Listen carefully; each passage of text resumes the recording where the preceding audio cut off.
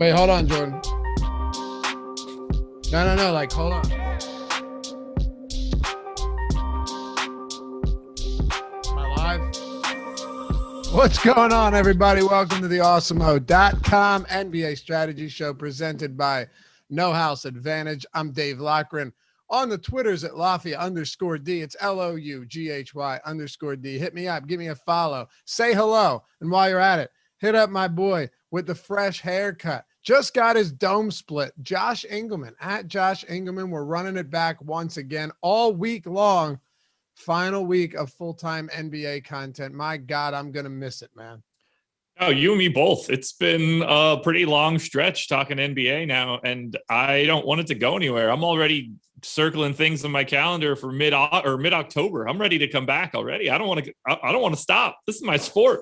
So how do you think they're going to play out this season for 2021, 2022? When do you think it'll start? Oh, so the dates are already out. October 17th, I think. That sucks. I could be wrong. October 19th, my bad. I want late December again. I don't. Oh, yeah. Give me late December all day, because then what happens is the overlap with baseball is so much heavier that I can do football from, like this is a little selfish, right? From a content providing standpoint, I can do football from July through really February, right? But mostly July through December, and then you get postseason.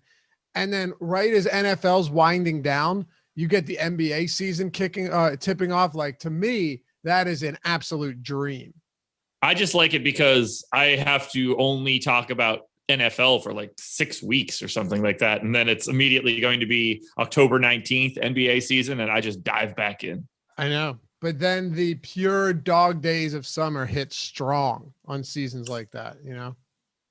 This August is going to be not fun. Yeah, well, next year it's going to be July and August, so that's okay. That's okay. Look, I'm just glad we're still doing postseason NBA content. I mean, last year we did a whole lot less of that. You and I had been on baseball for a long time, and don't get me wrong, I love baseball. I enjoy talking baseball. I think we all have our preferences. For me, what would I rather talk? What would I rather play? What gets me up in the morning? Football, for sure. Like, football every Sunday is like Christmas to me. I know you don't feel the same way, but from a content providing standpoint, you came through pretty big last year. And then basketball, and then baseball for me. That's my 1, 2, 3. Yeah, NBA is a million times number one for me. Baseball, I don't feel like it's a sport where I want to have an opinion on players. Like, to me, that one's just total data. I like getting my hands dirty in basketball conversations. I like having to go through rotations and project minutes. For baseball, it's just like, all right, Mike Trout's hitting third and he's the best hitter in baseball every single day, no matter what, but he's owned and he's like an indifferent play. That's just not fun. Not for me. No, but you know what? We're going to pump out some banging MLB content in the next couple of months. And that's really all that matters, right? You know, you got the tools and all of that stuff. You got good analysts, some good hosts, good content, free content.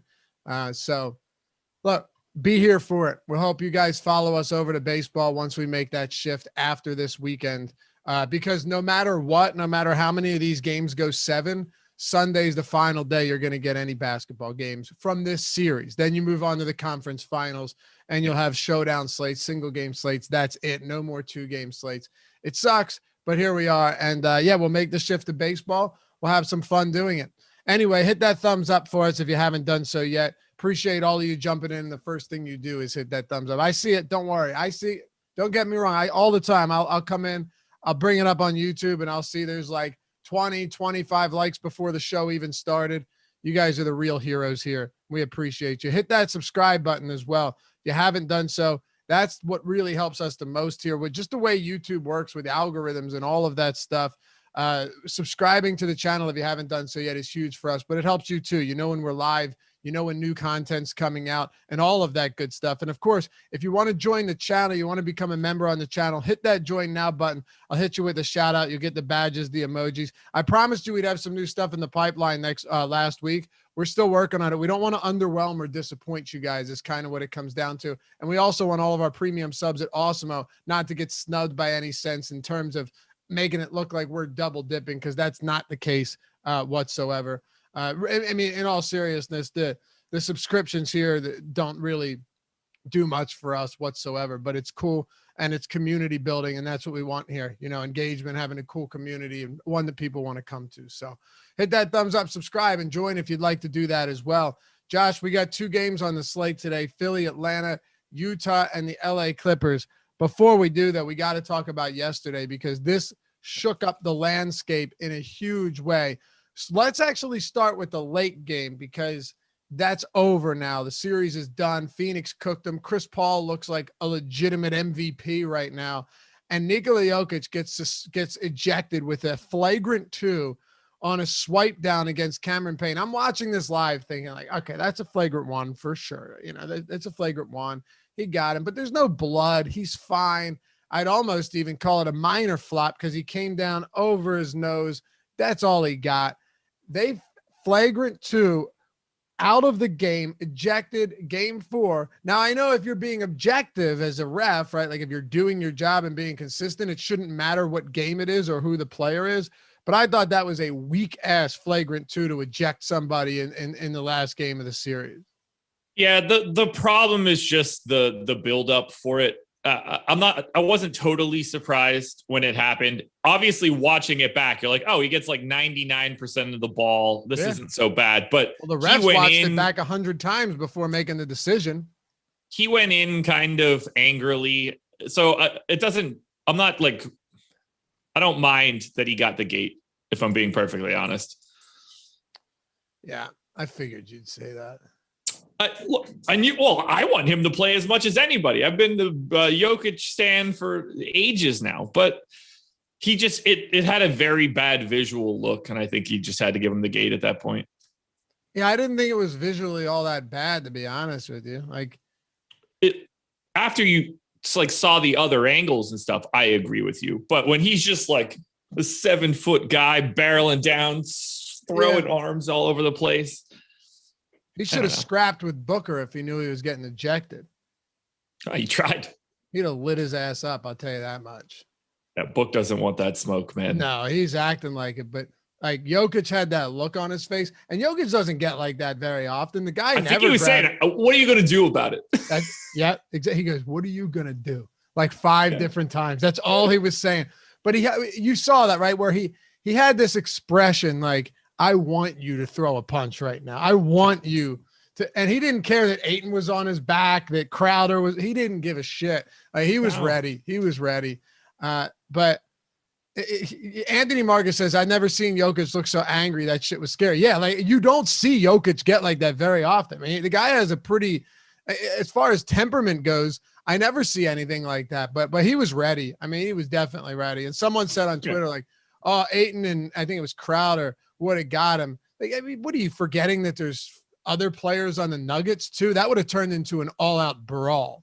Yeah, it wouldn't have been good at all. Would have been great. Look, when push comes to shove, though, it doesn't matter. Like, they had no chance in this series. Exactly. Whether he was in the game for the rest of it or not. I'm actually, in a weird way, it's better. I don't want Phoenix to have to play extra games or like potentially get hurt in meaningless basketball.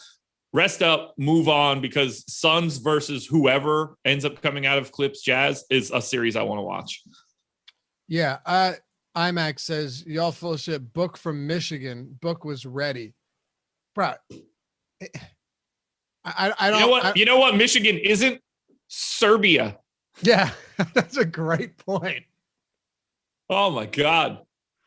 That's a great point. What are we talking about here? That's a phenomenal point. Yeah, dude's coming over from Sombor, Serbia. Yeah. And he's ready to throw down. Life is hard in Grand Rapids. You know, it's also funny too, because like when you're Jokic, you've got nothing to lose. Consider that too, right? No. He just won the MVP. He's down 0-3. He ain't got Jamal Murray. Michael Porter's playing with a bad back. They know they're going down even if they steal a game at home. Yeah. Look, let's also not forget that Jokic weighs like 75 pounds more than Devin Booker. It's like Francis Ngannou had to fight a middleweight. Yeah. It might be more than 75 pounds. I don't know what Jokic weighs anymore. If you go to his basketball reference, yeah, I don't know if that's like you might be right. Ago, Jokic. You're probably right, but I don't know. You put some muscle on, right? Either way, it's like the full heavyweight range. Yeah. Let me tell you this much. I don't know what he weighs, but looking at that man up against Booker nose to nose, he looked 75 pounds bigger for sure. Yeah. And Booker's big. Like Booker's 6'5". He's not a little guard. No. But Jokic is massive. Yeah, he towered over him. Yeah, I don't know. Jokic looks like one of those guys that, like, one of those Midwestern farmhands that really has no definition, but would just annihilate you. You know what I mean? Those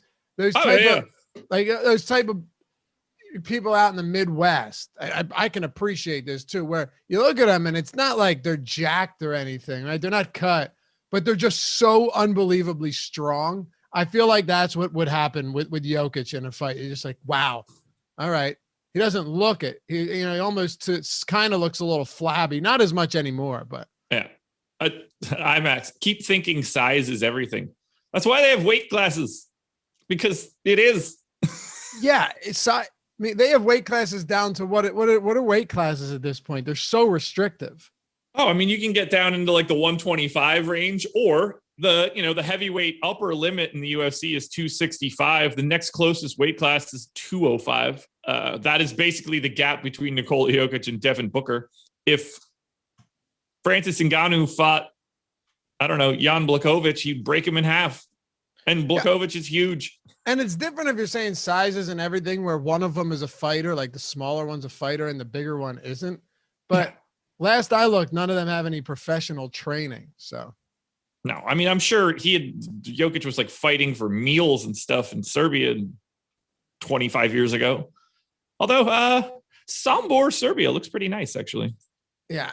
IMAX says no such thing as a fair fight. Y'all never been in fight.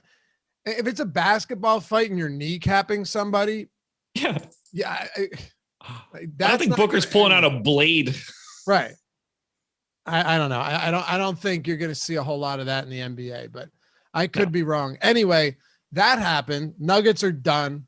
Like you said, they could have stolen a game, but they got legitimately blown out by double digits in each of the first 3 games, even though they kept it close in the first half of a few of them. They're done. Phoenix moves on. They look like a great basketball team right now. Kyrie Irving comes down in the paint on Giannis Antetokounmpo's foot. And everyone's saying how dirty it was of Giannis. He didn't let him land. First of all, it wasn't a 3-pointer. Like, he was coming in to defend the shot. You know what I mean? He didn't run. He didn't fall into him. This wasn't who was it against Kawhi in the who was that? Was it Zaza, right? Pachulia. Yeah. Thank you. That's a little different. But when you look at that in slow motion, Kyrie's ankle, like his ankle touches the floor. It's going to be a real problem. He left in a walking boot and crutches. I thought that series was over. I thought it was just over. And even when they lost game 3, I was just like, oh, well, the Bucks, even though the Bucks won this game, like, I thought they looked worse than I thought they looked in the first 2 games. And now it's 2-2, and the Nets might just be Kevin Durant and nobody else. And at which point I assume are the Bucks do we have a series line? Bucks have got to be favored right now, but I'll tell you. Well, here's the thing. We go back to Brooklyn. They are. And then it's probably a slight favorite, though, because game 7's in Brooklyn, and we don't know Irving's status or Harden. But Steve Nash said Steve Nash said Harden has a lot of ground to make up. That's not good. Or I'm sorry, a big gap to close. I'm paraphrasing, but you get the point here. And Irving leaves in crutches. So that's not good. What's the line? I'm going to say minus 125. Minus 129 on the Bucks, plus 105 on the Nets. All right, I was close on that. Yeah. Yeah. Honestly, and I see a couple of comments in chat saying Giannis cheap shot. Did you think that was a Giannis cheap shot? No, not at all. Me neither. Like, you're coming in to make it. All. Players fall on. How many times in almost every game do you see someone land awkwardly on a defender or fall? Or it just so happens that Irving came down. I mean, it was a perfect storm, right? He came down like the stars aligned for Milwaukee, to say the least. It landed right on Giannis, but when you're doing it on the charge circle, it's not the same as like a run out three. That's what I'm saying. People step on people in these scenarios all the time. That's what I'm saying, right? All the time. It happens very frequently because you're trying to make a play. People come down like that all the time. It just so happened that Kyrie Irving landed in the worst possible way, and Giannis's foot was there. I doubt Giannis is looking upwards, placing his foot down where he anticipates Irving's to land. What do you want to happen in this series? I would love Brooklyn to win and face the Sixers, assuming, and this is very selfish, but if you're asking honestly, and anybody that enjoys a team, they'll know what I'm talking about. If Irving's injury is enough to where he's out for several weeks and Harden isn't close, I'd like to face Brooklyn as a Sixers fan. Sure. Can you blame me? Well, no, that's obvious. Who do you actually want to face? I don't know what you mean. Like, obviously you want to face Brooklyn with two of their stars injured. I understand what you're saying there, but like, before this was starting, did you have a preference of who you thought Philly would like a better matchup to you? Oh, I would much rather them face the Bucks against like the Bucks are a healthy Brooklyn. Listen, I said this a while ago, but I said I don't see anybody beating a healthy Nets team. And Nets team, I prefaced it with healthy, right? Mm-hmm. Right? You have to, because they've dealt with, because they're never healthy. What? Because they're never healthy. They're never exactly. You remember it was like, what was it? April, and we're talking about how they'd played 86 or 180 total minutes together all season. Yeah. The big three. That's crazy. So it's not getting any better. No, I would have rather faced Milwaukee because I think you have the interior defense from Embiid, and I think their perimeter defense is good enough to make it difficult on the Bucks. I hate facing teams where you have players that are indefensible when they're shooting well. And I think you can make the argument that Harden, Irving, and Durant, all in some shape or form, are not you can't defend them when they're making those shots, especially when you have to sell out to stop two of them. And it's just, they're an absolute nightmare if they're healthy. I agree. And yet they might be going home by Thursday. It's very possible. Here's a good question. Then we'll get into these two games tonight. Zach Jameson says, Lavi, who would you like to face most in the finals? Utah, Phoenix, or the Clippers? I mean, this is an easy one to me. That's an easy one to you? I'm assuming you're going to say Phoenix. Utah. Really? Yeah. Why? I think that's a great matchup for the Sixers. Really? Yeah. Why? I don't think Gobert matters in that series at all. I think Embiid is just primed to dominate that series. I think they have the perimeter that being able to throw Ben Simmons, Thibault at Donovan Mitchell really negate what they need in that series. I think that fit is perfect. If I'm the Sixers, that's who I want for sure. Someone in Gobert who you said should be a leading candidate for MVP. You don't think he makes a difference in that series against Embiid? No, not in the playoffs. Embiid's too good. How does he get mitigated? Embiid's too good. Because the ability to pull him out, but also be anywhere else. It's just to me, if I'm Embiid, I'm licking my chops for that one. Okay. That's the one I want. And I like Gobert a lot. Honestly, I'd prefer to face the Clippers. Oof. That's bold. This Clippers team has just proven that they fall apart. I don't think they get Yeah, but they at that point in time, they'd have won 3 series and then they'd be in the finals. So they're proving the exact opposite. Right. So that's kind of what I'm saying is I don't think they get there. Sure. Well, that's different. Right. Sure. If they did, and every year, because I mean, this series is going at least 6, right? At least. Yeah. We're down 2-1. Yeah. One more thing. Bojan Bogdanovic, defense on Kawhi Leonard, absolutely spectacular in this series. I couldn't believe how well he has played. He absolutely locked them down in game 2. It's the reason they didn't get that win was Bogdanovic, not Gobert, not Donovan Mitchell. It was Bogdanovic. So, yeah, I don't know. We'll see if he's on the Jazz next year. Whoever grabs him will be pretty lucky to have a ridiculous 3-and-D guy like that. Don't you think? It's weird. I don't. Yes, I guess. I don't know. He makes 17 million, 31. Yeah, it's a lot of money. I don't know. But everyone gets paid a lot of money these days in basketball, man. I guess they do. I could probably pull up some contracts that are outrageous, and they're nowhere near as good as somebody like Bogdanovic.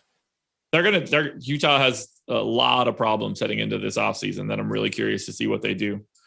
Well, maybe we'll do an off-season show and talk about it. But for now, Josh, let's dive into it.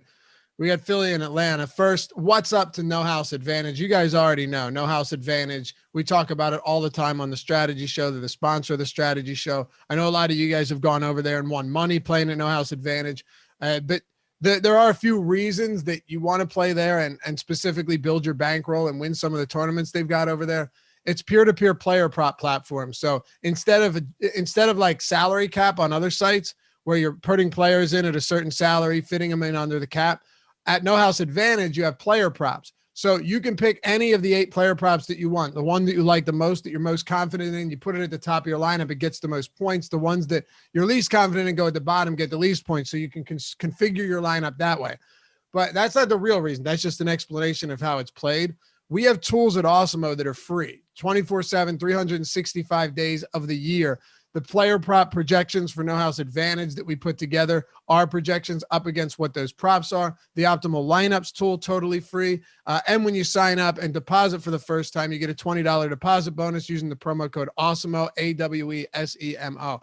But the biggest thing outside of all of that, these props are static. They don't move, right? Like if you could get lines on books that were, and granted on books, you're playing against the house. Here you're playing against the purists, so they can make the same decision. But still, if you were getting that line on a book where, it's Embiid 27 points and the over is minus 110, and then Tobias Harris gets ruled out and it stays at 27 and a half, minus 110, you're absolutely hammering that. You're probably hitting it anyway, but you get the point.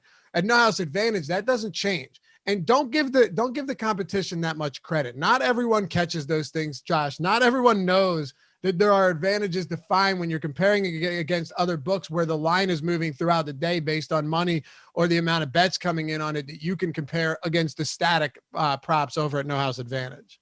Yeah, there's going to be a large swath of people that are not paying attention the way that we're going to be paying attention with the information that you're going to get updated from us. It's a very different scenario. You're going to get a lot of people making really big mistakes, basically paying the rake on a day-to-day basis. Yep. And that's where the peer-to-peer opportunity comes into play. Check it out. Use the promo code AWESEMO. Get $20 when you sign up and deposit, and use all those free tools at your disposal.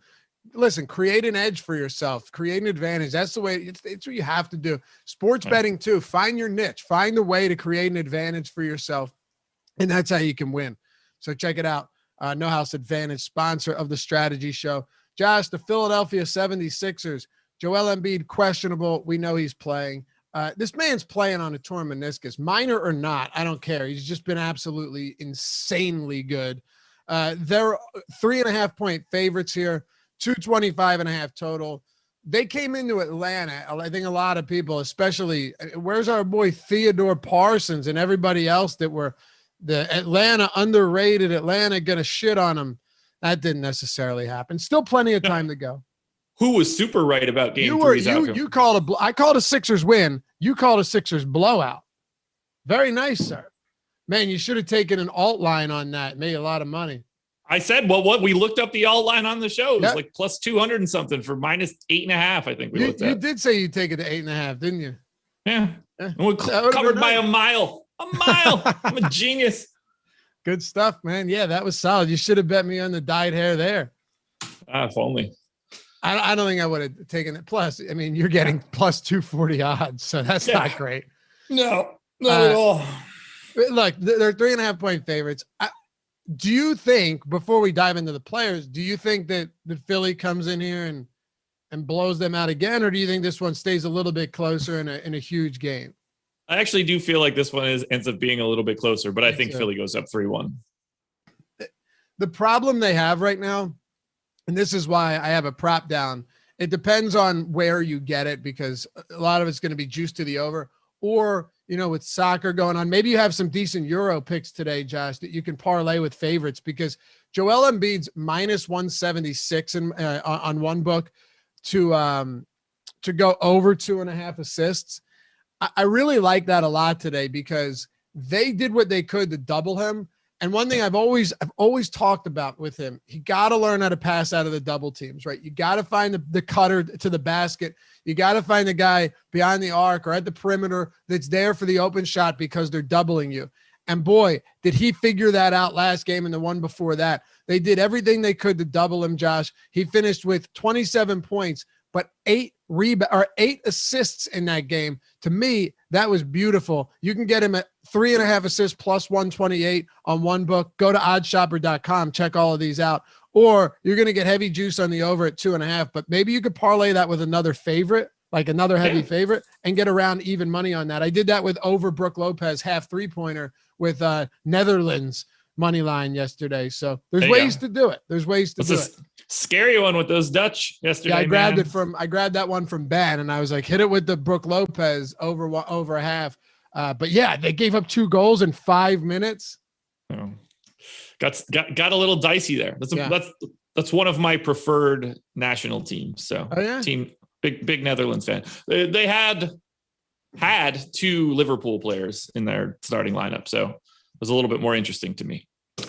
How do you think they're going to – I say all that with that prop that I like a lot.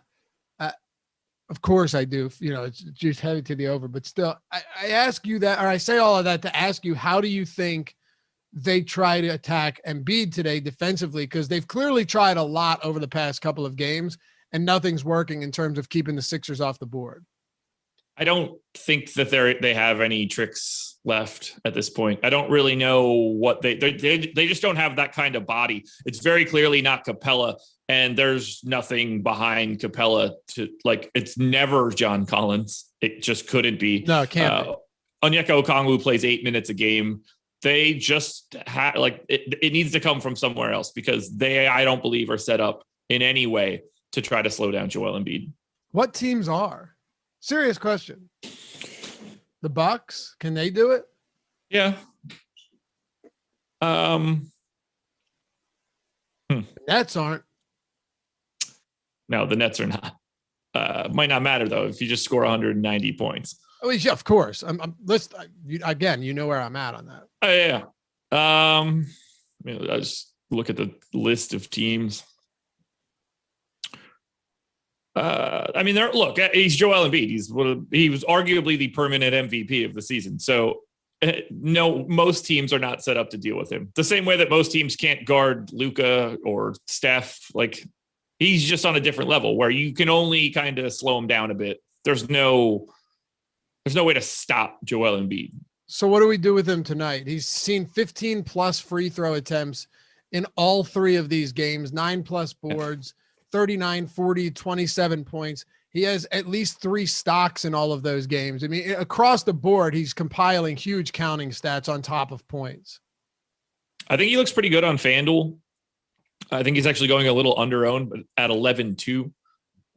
I don't really like Philly at all today. It's kind of a problem. I think they're kind of massively over-owned across the board. Is there a reason for that? Is it just salaries here? Is it? I think it's a lot of pricing. Like Korkmaz is obviously going to see a bunch of extra time now with Danny Green out. He's already 4,700 on FanDuel. Like there's not much to squeeze out from a value perspective. On DK, he's still priced like a normal 3,500, so you can get to that value.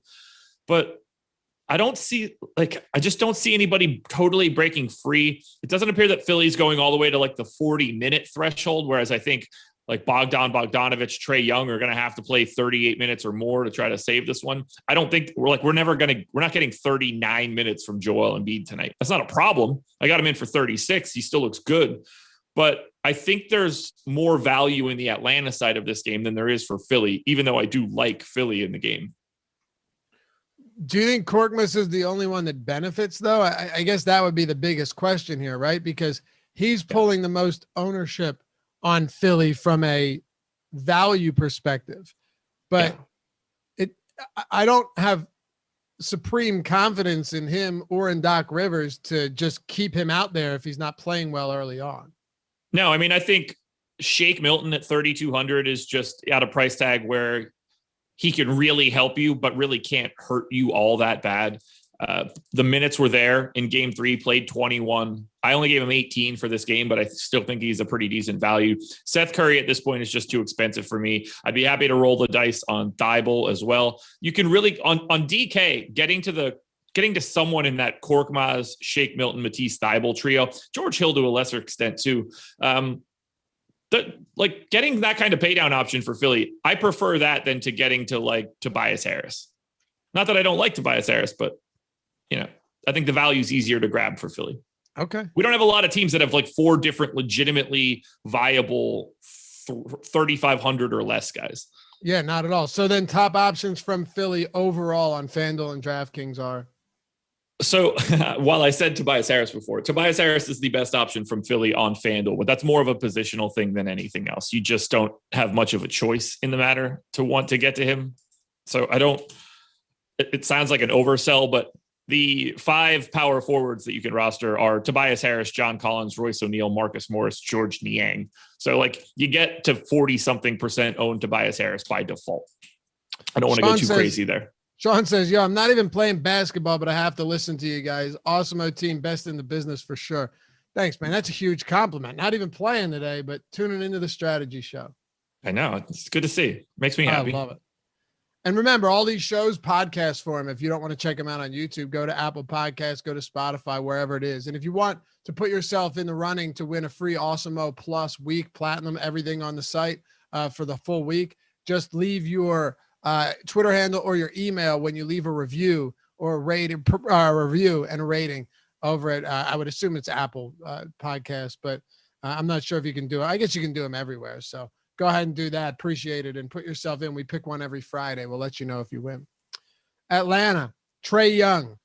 It's not like they found a way to stop Trae Young because, 21 and 28, but it's a far cry from how we saw him shoot in game 1. And I'm not saying that he shot better in game 1 because in game 3, he actually shot well, but his volume was limited because they took a lot away from him, Josh. And if that's the case, and you're taking good shots away from him, so he's either forced to take only the good shots he gets or also take bad shots, you're going to be in for a really long day unless guys like Bogdanovich or Herter, who had 3 points off the bench last game, come through.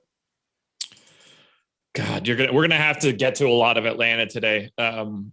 And whether or not you're feeling like Trae Young's in a good spot today, they've got too many dudes mispriced. And Atlanta, to me, is the best option that you can get to of all 4 teams today. Doesn't make me feel good because I really don't like their prospects in the series. But if Bogdanovich is going to play 38 to 40 minutes at 6,700 on FanDuel and 6,400 on DraftKings, you just got to play a lot of them. John Collins, same story. He's played 34 minutes, I believe, in all 3 games. I have him in for 34 again. He's 5,900 on DraftKings. Already, like Collins, Bogdanovich, Trae Young, all these guys are 40% owned or more on FanDuel and on DraftKings. We got John Collins up to 55%. I read off those power forwards before. It's a pretty bleak scenario. The only guy that I have very little interest in from Atlanta is probably Capella. It hasn't been a great series for him. He's certainly not scoring. 7,300 on FanDuel, 7,100 on DraftKings. He's going to get a lot of love, I just don't really feel like this is his series. I think his minutes floor is oddly like a problem. I don't necessarily think that he's just going to be out there for major minutes. I've got him in for 31 right now. It's looking like they might go a bit smaller, get Gallo out there for a little bit of extra time. I've got Gallo in now for 27 minutes. He is pulling a ton of ownership on DraftKings where he's only 4,600. The pricing here for Atlanta is a problem if you don't want Atlanta, because I think you have to get to them by default. I think we also have to consider, and this is kind of what you just pointed out, that Nate McMillan is going to tinker if things go south early on, right? Like, for sure. I'll give you an example. It's not extreme and it's not fantasy relevant for this specific player, but it is relevant in the sense that these rotations can be mixed up. Tony Snell was not playing really at all in games 1 and 2. He played 12 minutes last game. And, we saw Solomon Hill in game 1 play 25 minutes, then 8 and 14. A lot of these kind of auxiliary plays are all over the map in terms of playing time. I'll give you another example. If Lou Williams were to come out and just start knocking down every shot he takes, I wouldn't be shocked if he got to 20 minutes. Like, there's just, and that's obviously tougher when you've got guys like Bogdanovich and Trae Young that are the ones soaking up the big minutes in the backcourt. But all of these are a little bit sketchier than you're getting with other teams that have more defined rotations, especially at the risk of going down 1-3 in the series. Not that I think that it would matter, but it'd be really interesting if like Cam Reddish was still healthy, if DeAndre Hunter were healthy for this series, because when your breaking case of emergency shit is Solomon Hill and Tony Snell, like you're probably going home. Yeah. Look, could it be closer? Sure. Would they win the series? Look, I don't know. Series is still going on, but I would assume no, just because the impact that Joel Embiid has and that Ben Simmons has defensively. I think they're just outmatched. But yeah, they're just better. It is what it is. The Hawks are young, like the future's bright in Atlanta right now. Sure. Oh yeah. Look, they're a good team. They're a good young team. They handle business against the Knicks real easy. John Collins, you hit on that a little bit. His price continues to hover below 6K on DraftKings. And it's not like there's a ton of huge value there, but he's also getting a lot of ownership on DraftKings right now. Second highest projected owned player on the slate, highest projected owned player at 6,600 on FanDuel. I agree with all of the ownership. At that 46% number on DK, I actually have him at 48. I think it should be higher. I think he's basically properly owned at 55% on FanDuel. But again, that one is, you just simply don't have other options at power forward. He's owned by default. Everybody's going to have the same sort of combinations there. I'm not really worried about it at all, but I just don't really understand the $5,900 price tag on DK. But to me, that is a couple $100 too cheap, and it sort of forces you to get to him. But it's nice because he's got power forward center eligibility. So you can actually make a bit more of a creative lineup. He's not just locked into one spot. Okay. So top options from the Atlanta Hawks. On FanDuel, it's Collins, Bogdanovich, Trae Young. I think Gallo is like solid enough, but properly owned. He's just a guy that scares me. Same trio on DK. Collins, Bogdanovich, Trae Young. They are, to me, the very clear best options for Atlanta. Okay. Utah and the Clippers. Hey, we talked about that free week that we're giving away. If you guys want to check out everything we have at Awesemo, though, we've got a special promo code for the strategy show, NBA Strategy Show, all one word. I think you have to do it in all caps too. There's got to be a way to fix that, right? Where you could just do it in any, lowercase or caps or something like that. You would think. You would think so, right? Yeah. The barrier to entry here seems intense. It's a lot. It's a lot. But it's NBA Strategy Show, all one word, and I believe it has to be caps. But it gets you 15% off everything on the site for the first week of Awesemo Plus content. It's pretty much every sport out there. If they have contests for it, we have content. Like you're talking MMA, PGA, NASCAR, Counter-Strike, League of Legends, of course, basketball, football, baseball, hockey, soccer, all of that stuff. We've got it all. And it's not just articles, right? You get some sites, they just have articles.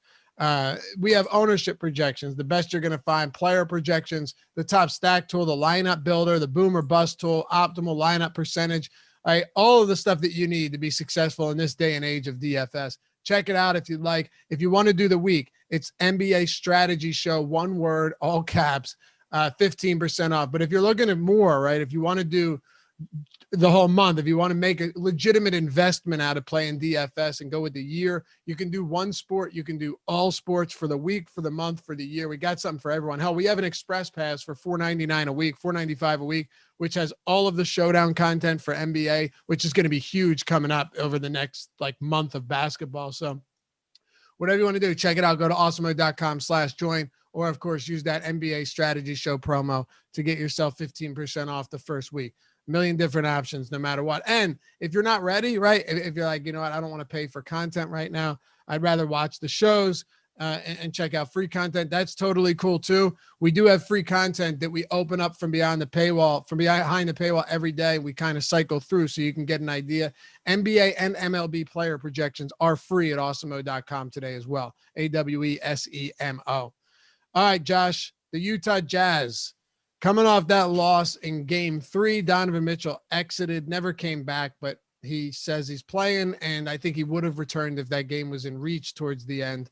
Let's start it off with him. They are 5-point dogs today, though, which was surprising to me. 223.5 total, 5-point dogs in LA. And Mike Conley's questionable. Yeah, so let's start there. Do you think Conley plays?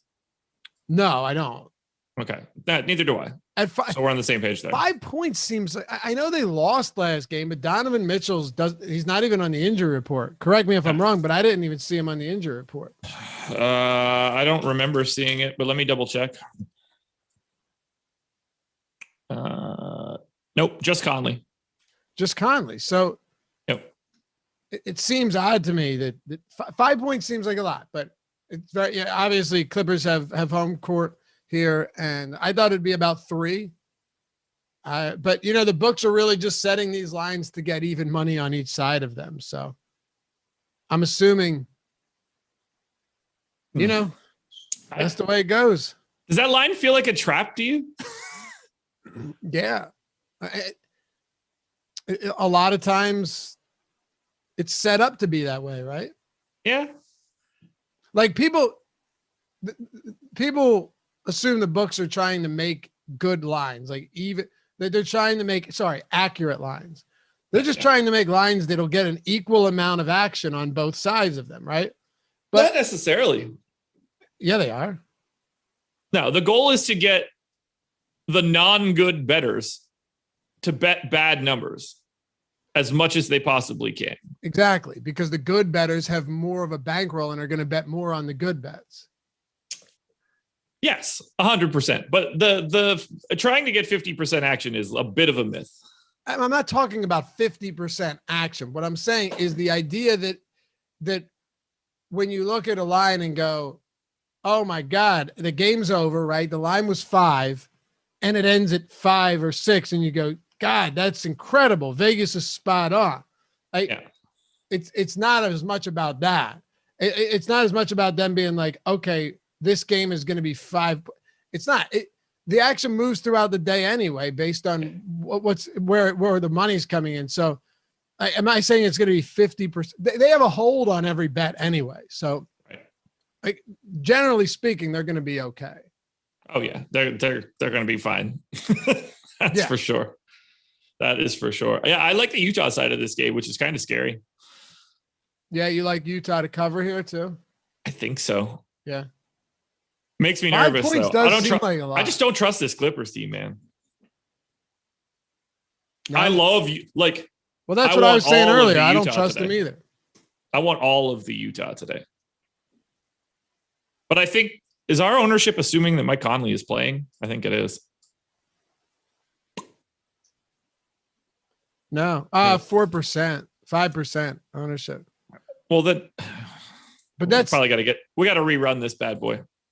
Yeah, because Conley's only 6,900 too on DraftKings. Look, 5K Joe Ingles is not going to be 9% owned today. I'll bet a lot of money on that. Even if he's in. Really, you think? 9%? It's a two-game slate. On a 2-game slate. I mean, we're talking about a lot of other guys on this slate that are getting a lot more ownership than 9 that aren't Joe Ingles. Man, it was absurd to me. Ingles had a points prop of 8.5 the other day. Yeah, I thought Adam, he hasn't been doing a lot. On the deeper, I don't care though. I loved the over on that because he's still a 45% 3-point shooter. Like eventually that's going to catch up to him in a good way, right? Like eventually you're going to start knocking down shots. And that's what we've seen. I don't anticipate him shooting 60% from 3 every game, but you don't need to get yourself to 9 points. There's certainly a way to do that. I actually wanted to pull up his score. What do you think his points prop is today? 8.5, 8.5, 9.5, something like that. I know what I have it at. What do you have it at? Oh, damn it. I can't hear you. It's my audio. Here we go I again. got you. 1 second.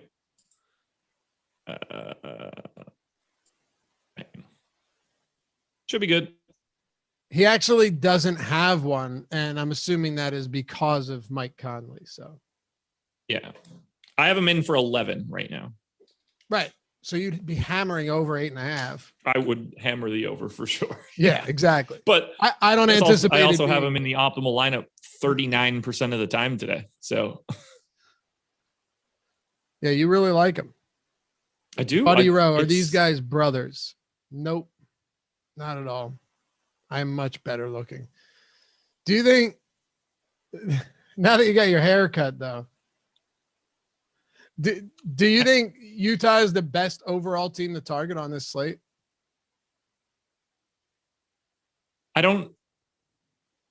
So I have a 2-part answer, I guess. That's the only way I could say it. So Utah and Atlanta have the exact same amount of aggregate sim odds today. Okay. But Utah looks really good because I can't totally understand their current ownership projections. And when they inevitably go up, I assume that also is going to make Atlanta look just marginally better. Somebody's got to go down to do that. So it's a combination of Atlanta and Utah for me. And it's pretty close. Like if these ownerships were real, then yes, it's Utah by a mile. You should have 5 times half of these guys. Top options on Utah. We'll close it out with the Clippers. So Bojan Bogdanovic at 5,400 on FanDuel is very clearly my number 1 play for today. He was my top contender as well. I like Jordan Clarkson quite a bit. 5,800 on FanDuel, 6,100 on DraftKings. We'll find out a little bit more about his ownership in the future, but with the assumption that Mike Conley doesn't play, I think that Clarkson and Bojan Bogdanovic are both in really nice spots.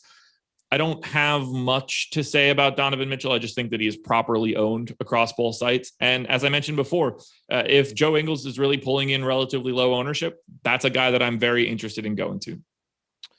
Theodore says, Josh gets haircut and still wears a hat. Bro, I do that every time I get a haircut. I'll go without a hat for maybe 1 or 2 shows, and then I wear a hat straight through to the next cut. Haircut is ass, man. I got to go get it fixed. What happened to it? I thought you liked it. She did a piss poor job. Oh, yeah? Yeah, it's atrocious. Take your hat off. Atrocious haircut. Huh? Take your hat off. It won't matter. You got to see like the fading on the sides and stuff. Oh, okay. It'll look totally fine to you straight on in this. To give you like the rooftop shingle treatment on the fade? It's really bad. There are people that watch Rick and Morty. I look like a particularly not good Rick. I can't go. It's the one that eats his own poop, I think. I don't know. I never liked that show. Yeah, you're crazy. The only cartoon I watch is South Park. That's it. You're missing out. You know, I've never seen a full episode of The Simpsons. You're not missing out. Yeah, I just not. Wait, not even like back in the day as kids? Like I've seen bits and pieces, but I've never actually wanted to sit through a full episode of The Simpsons. I've loved South Park since I was a kid. I went to a private Christian school in elementary school, and they sent me home for the day because I wore a South Park in that had like Jesus and the devil on it. You remember that? Didn't go well. Now, granted, my mom had no idea. She thought she was just buying like hey, it's not your fault, Mom. But yeah, that was I've been watching South Park since I was young. I used to watch Family Guy. I enjoy Family Guy, but I think South Park's the best cartoon ever made, and I don't think it's particularly close. Now, granted, I haven't watched many of them, but the other, like King of the Hill, or what is it, King of the Hill, right? Yeah, crap. What's the stupid one in space? Futurama, crap. Hey, Big Mouth, really good. Don't know what that is. Should watch it. Netflix, funny. Okay. All right. Trust me. Well, but Robot Chicken over South Park, El Negro Loco. Get out of here, dude. And what's that other shit with like the French fry guy and the milkshake and on Adult Swim? Is it Adventure Time, maybe? No. Jordan could tell me if he wasn't muted every time he tried to talk. You know what you might be too young for that. Someone will tell me. Maybe it was it Robot Chicken? Maybe it was. I don't know. What was Aqua Teen Hunger Force? Yeah, that was it, right? Yeah. Yeah.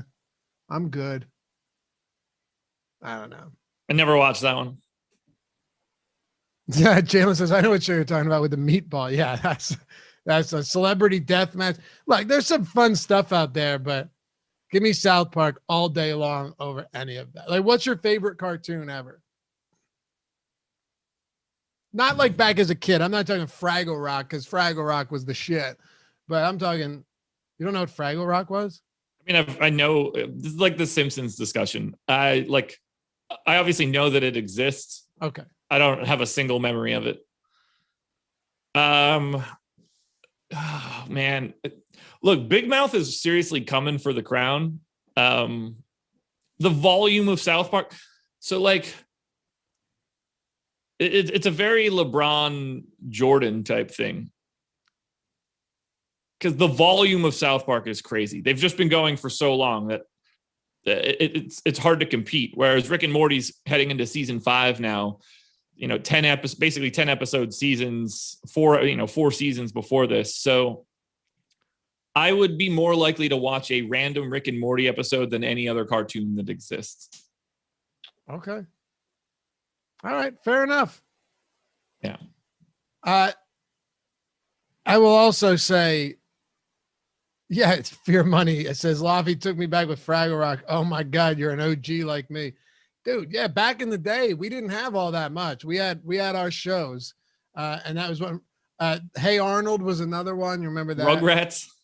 Oh yeah, Rugrats was a big one as a kid. It's crazy. But another one, and then we'll move on. We'll close this with the Clippers. The one that I think was a little bit before my time, but I think I still probably would have hated it. And this will probably get some jeers from the audience, not cheers, jeers, Josh, with a J. Beavis and Butthead.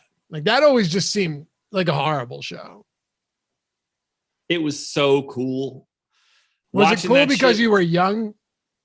Yeah, I can't remember the quality at all, but there was something pretty special about like sitting there and trying to watch the episode. And if I heard my parents walking up the steps, like quickly changing the channel because they were like, I shouldn't have been watching it. It was more so doing something wrong and getting pleasure out of that. It was funny. Everybody wanted to throw their shirt over their head, be Cornholio and stuff. The shit was funny. All right. Look, I like Mike Judge. Maybe I'm willing to admit 100% that I'm wrong on that, because like I said, I never really watched it. Right. But it was awesome to watch. Really? I don't like, we're talking about very different cartoons now. Like, the quality is a different thing, but like the cool factor was different. Gotcha. Yeah. I don't know. It says Richie says, don't sleep on American Dad. I just never, it's me. It's probably me. I just never got into Cleveland had his own show. Never got into that stuff. I don't know. I see Jordan's eyes and eyebrows raising. I can't see the rest of his face. Animaniacs. I was a fan. I remember that, but I don't remember liking it. I don't know. A lot of takes here. A lot of takes in chat. Reasonable too. I get it. But Josh of Los Angeles. Cartoons are for children. Grow up. Not South Park, fella. That is not Rick and Morty, fella. Top notch. All right, the Clippers. Kawhi Leonard, Paul George, Reggie Jackson been putting on a show this series. Give the man his props. But like I said, Bogdanovich has done a very good job of being able to limit Kawhi Leonard. I know he went for 34 last game, but those first two games had a lot to do with Bojan Bogdanovich slowing him down and forcing him to pass. What do you like about the Clippers up top with Kawhi and Paul George, who the latter is getting a ton of ownership on DraftKings? Yeah, so Paul George is priced stupidly at 8,600 on DraftKings. He's 54% owned, and he should be. If you can look at Paul George's $8,600 price tag and don't think that he's one of the best plays of the slate, I don't know what to tell you. There's very little to really add to it. We also need to talk about the fact that FanDuel's pricing Kawhi Leonard like you get to add two games together. He's 11,200 today. I don't understand at all how that price tag happens. This is ludicrous. Ludicrous. Yeah. How does that even work? I have no idea, dude. No idea whatsoever. Because it makes zero sense to me. But the crazy thing is, this is where he was at last game too. He was like $600 more expensive than Kevin Durant. Yeah, I don't get it. He doesn't look like a very good play on FanDuel. Now, even when I say that I don't think that he's a very good play, he still has a monster raw point ceiling. He's probably in the optimal like 25% of the time. That's a big number, relatively speaking, but it's just so hard for him to be any sort of priority. I would much rather pay down for Paul George. I would much rather to go to Marcus Morris in this game. 5,100 on FanDuel, projected for 55% ownership. Totally agree with it. He's 4,300 on DraftKings. I assume he's playing north of 30 minutes. We've got him projected for 25 fantasy points. Like, that's as good as it's going to get. He's projected for 40% ownership, but to me, he looks fantastic. I like getting some of this value. You get Batum playing north of 30 minutes again. He's at 4,500. It's pretty easy to get to some of these Clippers guys, but like falls off a gigantic cliff once you get out of the starting lineup. Because I'm not trying to hope I get Terrence Mann right or Beverly now that he's back in the rotation, Luke Kennard. Like, I don't like these 3K guys the same way that I like them on Philly.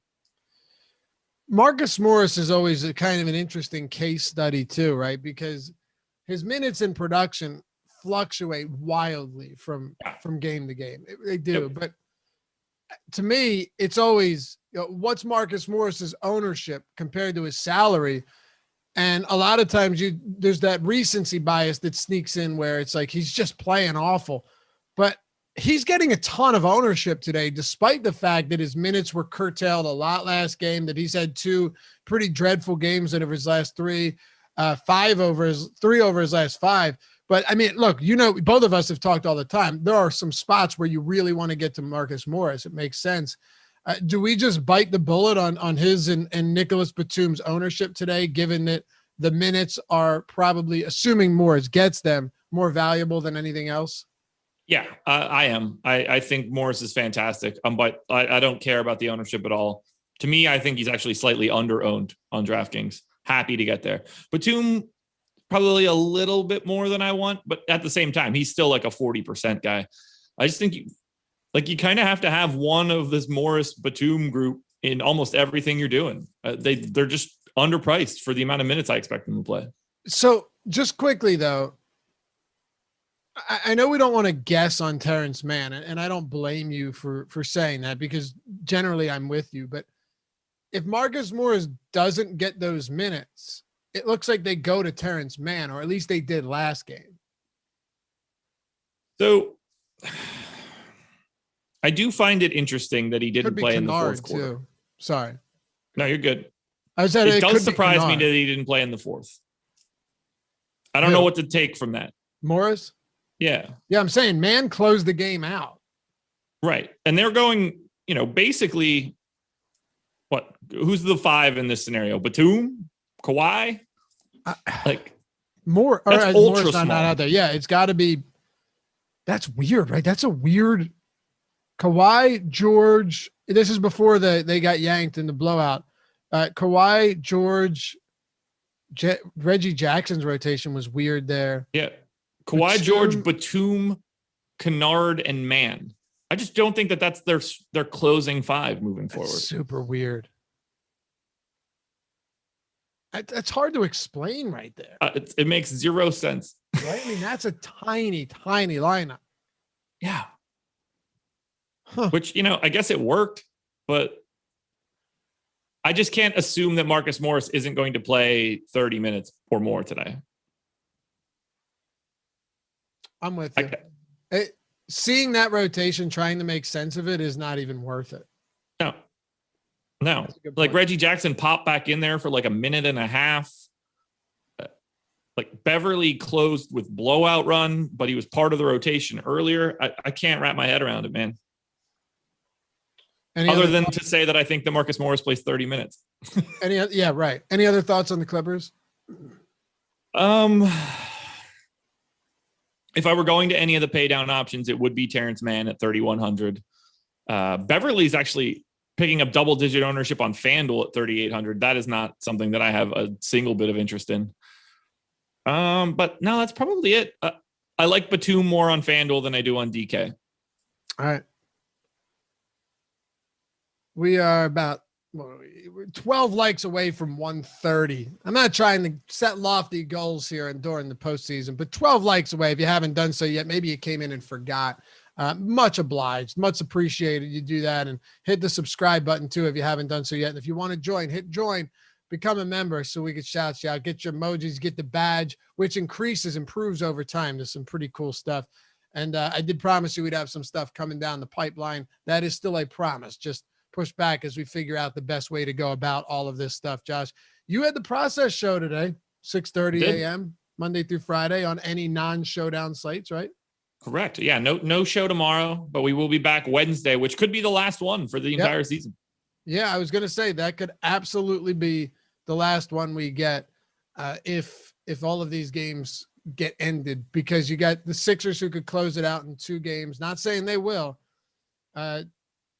Utah could close it out in 2 more games, right? And then Phoenix already closed it out. It's either one of these 2 games for today.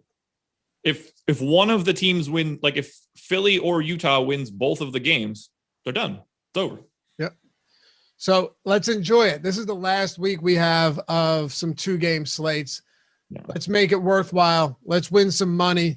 Let's hang out here on the strategy show, the Live Before Lock show, deeper dive, all of that good stuff while we can. But also check out the MLB strategy show. They're going live right now on the channel, different stream, but on the channel. So be sure to check that out. Anything we're missing here, Josh, before we take off for the day and return tonight? Vic David Figueroa says playoff Rondo shows up tonight. He might show up in street clothes because he ain't playing for the Clippers. He's not playing. Yeah. No. The only reason he got any minutes that game was because Jackson fouled out in 17 minutes. Yeah. It's not happening. Appreciate you guys hanging out all season. This has been a blast. Hit that thumbs up, subscribe before you go. But more importantly, follow us over on the Twitters and grab a Twitter for NBA, just for DFS in general. It's toxic if you venture into the political sphere, but I would just recommend staying out of that. Follow him at Josh Engelman, myself at Laffy_D, LOUGHY_D, and Awesemo NBA at Awesemo NBA. We'll catch you back here tomorrow. I think you and I are 5 days this week, so let's have some fun with it. It's a strategy show presented by No House Advantage. Peace.